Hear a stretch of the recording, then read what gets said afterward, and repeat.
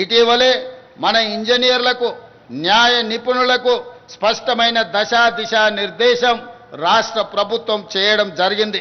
కృష్ణా జలాలలో తెలంగాణకు న్యాయంగా రావాల్సిన ముఖ్యంగా నికర జలాలు, వరద జలాలు, మిగులు జలాలు మొత్తం కలిపితే తెలంగాణకు రావాల్సింది 904 టీఎంసీల నీళ్లు.